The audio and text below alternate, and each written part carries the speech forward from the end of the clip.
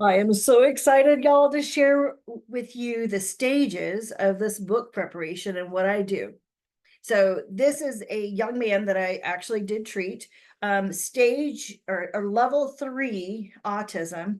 So flapping, spinning, outbursts, out of control, verbal, but not very verbal. Had to be prompted to say words, didn't really say sentences. Had a one-on-one aide in school, was sent home from school 2 to 3 days a week due to violent outbursts.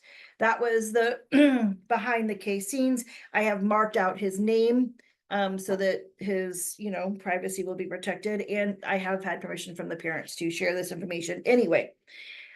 So this is stage 1 video that I'm just going to show you what the first step is.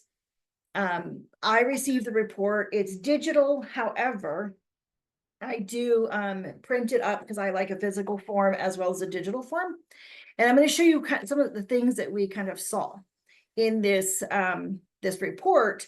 And then I'm going to show you all the steps I go through, the behind the scenes, and then also how I determine what is the cause of his autism type symptoms, and how I went about helping him, and whether or not he had pandas or pans. So we're going to go kind of quick. This is going to be a short video because I don't want to waste your time. But here we have on page 1, we have how to read this report. I'm not going to go through that because that's kind of another thing. Here we have where the actual report starts. I want you to notice, let me see, let me get my marker here, my pen here. You can see there's the gene name, the minor allele, the results. The variance is 1 here. However, it's got a really big impact, so it's got a high impact. 34.7% of the population of people have this result. This is what the gene is. It's the don't make me say all this. This is what the gene does. And then here is the choices of supplements that we can give him. Okay, so this is kind of what I go through. We go through 700 different gene SNPs. So see, find another one here. There's another that's and of these 700, I exclude all the 0 variants because they're not relevant anyway. They're not causing any harm or anything. The genes that we look at have 2 different things in common. They have 1, they are medically relevant, and 2, we can do something about them, which is how you're starting to hear that I'm impacting autism. Anyway, here's some helpful gene tips. Isn't that wonderful? We go through this whole thing. There's lots and lots to kind of go through here. This ends up being 96 pages before we even get to the hotspot report. Here's another one. But just look, I mean, individuals with 2 copies of the SNP are prone to significantly lower levels of B12 in the brain. This particular young man has a hard time with vitamin D as well. Actually, look at his vitamin D report. And he does not have the proper docking stations to get vitamin D to the brain. So that's kind of a weird conversation to have. Most of you don't expect to have those kind of conversations. You think you can give them vitamin D and they're fine. And that's just not the case for everybody. Okay, here's another variant. So there's so much more than just MTHFR. So here is a CBS variant. Individuals with SNP are prone to lower B12 and lower folic acid levels, as well as elevated homocysteine.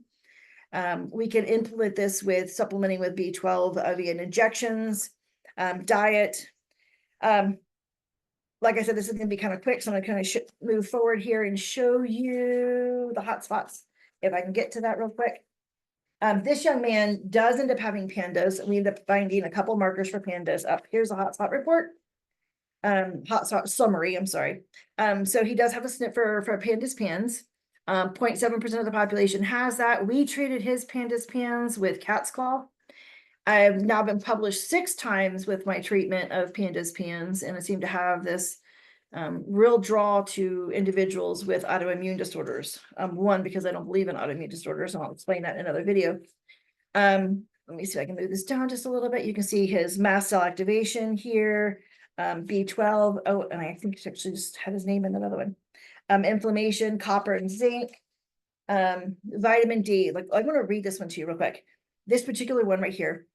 Individuals with a SNP have a lower ability to convert cholesterol building blocks from the skin into vitamin D without sunlight.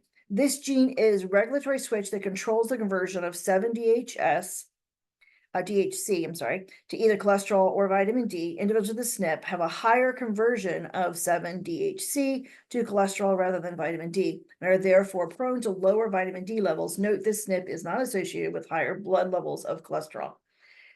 It's just so exciting. And then I actually have the behind the scenes, like what to do about that. And then of course, here's contributing the interleukin-1 beta. There's also interleukin-1 alpha, there's interleukin-6, interleukin-16, there's all sorts of interleukins. Here's another vitamin D for this particular individual. This gene is a receptor that binds D similar to a docking station. Once this active form of vitamin D binds this receptor, the complex turns on and off hundreds of different genes. This particular SNP affects binding to the kidneys, which can contribute to osteoporosis and hypertension. These effects are due to interactions with calcium absorption, as well with my brain is kind of I have to stop because my brain got caught up on a word, and I was doing so good too.